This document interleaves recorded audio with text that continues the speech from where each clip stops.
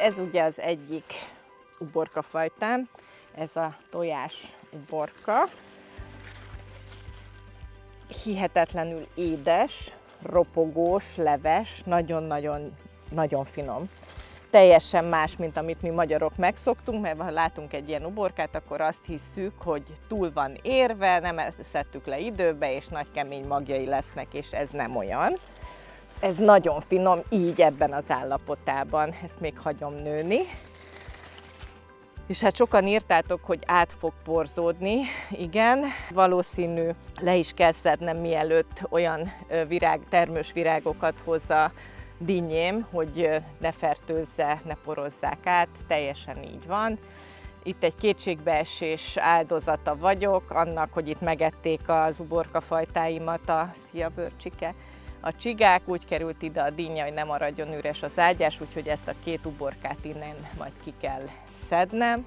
A tökök pedig nem fognak tudni sokkal többet fölnevelni, mint ami termés elkezdődött, úgyhogy azokról is a porzós virágokat le fogom metszeni, hogy ne porozzák át a beporzó rovarok a dinnyére a tököt. És akkor leveszem az egyik méteres uborkát is. Itt lehet benézni, itt az egyik, ott a másik. Tessék, mint egy kígyó, olyan. Ez a másik fajtám. Itt egyébként fönt is hoz egyet, nő, és van még egy ott hátul, amit azért akarok rajta hagyni, ott van, mert kíváncsi vagyok, hogy ha hagyom, akkor még mekkorára fog megnőni. És akkor tulajdonképpen van ez a tojásuborkám, ez a méteres uborkám, van kígyóuborkám, salátauborkám, a szokásos kis savanyúborkának való tüskés uborka, és van fehér uborkám, de hát ezeket még most mutatom.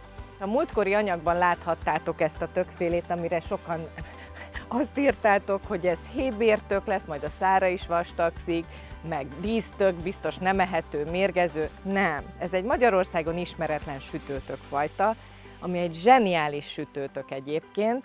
4 méter magasra is meg tud nőni, és föl is kúszik, tehát az a növény, amelyik fölfele kúszik, akár mekkora termést is nevel, az elbírja a saját termését, a természet bölcs. De én azért bizalmatlan vagyok, és majd most fel fogom kötni egy hálóval, hogy alá támasszak neki, ugyanis 5-10 kilósra is megnőnek. Narancssárga lesz ősz végére, mire beérik, és azért nagyon különleges és egy drága sütőtökféle, mert nem lesz belül rostos, nagyon krémes, nagyon édes sütőtök lesz belőle, egy nagyon magas minőségű tök, ennek még a sokszorosára nő. Hát most egy héttel ezelőtt forgattuk azt az anyagot, amit láthattatok, akkor 1/4 volt ennek. Úgyhogy tényleg nagyon szépen nő, és viszonylag sok termést hoz, hátrafelé is a kartonokkal aláraktam, ott is folyik, ott is vannak termések, és hát hozza folyamatosan a terméseket, úgyhogy meg fogjuk tudni rendesen kóstolni. Egyébként egy ilyen nagyon ősi sütőtökből nemesítette egy amerikai farmer, tehát az 1800-as évek óta jegyzik, vagy addig lehet visszakövetni, biztos sokkal régebbi ez a fajta, tehát nem ismerik Magyarországon, majd most talán megismertetjük, és akkor talán ugyanúgy, mint a Supermarconi fantasztikus széles babomat, majd talán ezt a magot is árulni fogják a kereskedők, legalábbis bízom benne. Ez csak egy kis kitérő, menjünk a többi uborkához.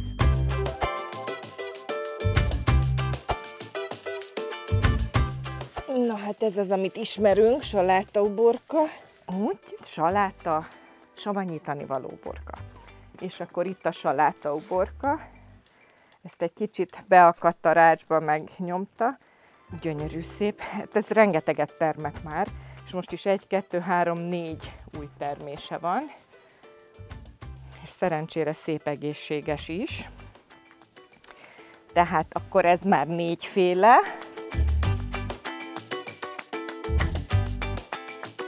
És ez a fehér uborkám. Hát ez olyan finom. Soha életemben még előtte nem is láttam ilyen uborkát, és hát most a kedvencem lett. Nagyon sokat terem, ezt már az előbb leszettem. Tehát egészen ilyen aprótól lehet szedni, savanyítani. Ez nagyon jó csak így enni, vagy salátába, és hát brutál mennyiséget terem, hadd mondjam el.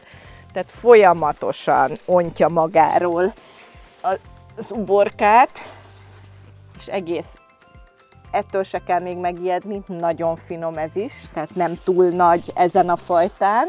Na, még hol hagytam rajta? A túloldalon. De hát ez a lényeg, hogy ez pedig a fehér uborka, amit most megmutatok. Ez most annyira nem zöld. Kicsit zöldet szokott. Így ropog. A legjobb belső és külső hidratáló. Nem véletlen van az összes kozmetikumomban uborka. Nagyon szeretem is, ez egy ilyen édeskés, soha nem keserű, nagyon ropogós, nagyon jó fajta. Na, egy kicsit térjünk ki arra, hogy lesz sikerünk az uborkával. Tehát, hogy leszünk igazán sikeres uborkatermesztők? Szerintem mindannyiunk gyerekkorunkban azt látta, hogy elültetik a szüleink az uborkamagot vagy uborkapalántát, és ott a földön kúszik. Az uborka szezonban napi szinten szedtük az uborkát, majd egy hónap múlva megbetegedtek, elsárgultak a levelek, és vége volt. Ugye ugyanolyan, mint a paradicsom. Nem szereti, hogyha a levelei földesek lesznek, érintkezik a földdel. A legtöbb fertőzés onnan jön. Az őrségben nagyon nehéz minden többfélét így uborkát termeszteni is, mert nagyon párás állandóan a levegő, nyáron is van köd, és nagyon gyorsan meggombásodnak a levelek, lisztharmad, peronoszpóra tönkreteszi. Ma már vannak gombaevő gombák, amikkel lehet a biogazdaságban permetezni jobbnál jobbak. Van egy Amazon készítmény, ami szintén megeszi a gombákat, az egy talajból szelektált baktérium, teljesen megengedi a biogazdálkodás, és abszolút ártalmatlan az emberre, viszont nagyon jól megvédi a növényeinket. Ez az egyik, hogy fölfuttatjuk, nem engedjük, hogy a levelek a talajjal érintkezzenek, és általában akkor a legjobb a helyzet, hogyha az oldalhajtásokat levesszük. Ez itt mögöttem ellenkezik ezzel az elvvel, mert csak néhány oldalhajtást szedtem le, de most az alsókat le fogom már szedni, ugyanis azt olvastam erről a fajtáról, hogy nem igényli, tehát érdemes egy-egy fajtának is utána nézni. De ez az átlagos, hogy minden egyes levél alól hoz egy új termővirágot, és ahogy látjátok, termés, termés, termés, termés, innen és innen pedig most szedtem le a termést. Minden egyes levél hónaljából hoz egy termést, ha így termesztjük. Ennél biztosabb, biztonságosabb uborkatermesztés nincs. Tehát ha ezt az egy szabályt betartjuk, hogy felfuttatjuk, oldalhajtásokat lemetszük, és mindig csak a hónalhajtásból az új terméseket szedjük, és közben megvédjük a gombáktól, ami a levegőből jön, bízhatunk benne. Nekem ugyanezzel a módszerrel ugyanitt tavaly, még szeptemberben is tökéletes uborka termésem volt, akkor hónapokig tudjuk szüretelni.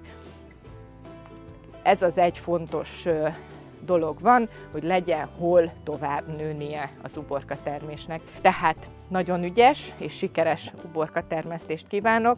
Ti is kísérletezzetek a fajtákkal, mert mind másra jó, mindnek más az íze, ugyanúgy, ahogy a paradicsomnál is tenni egy olyan paradicsomsalát, amiben van 5-6 féle, mindnek más a sava, a húsállaga, az édessége, az illata, ugyanígy igaz az uborkára is, ha többféle van egy uborkasalátában, többszöröse lesz az íze is.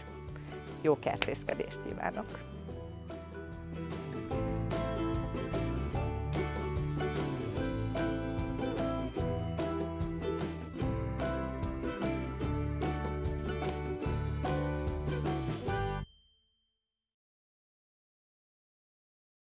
Borbás Marcsi minden könyve a www.1.shop.hu oldalról rendelhető.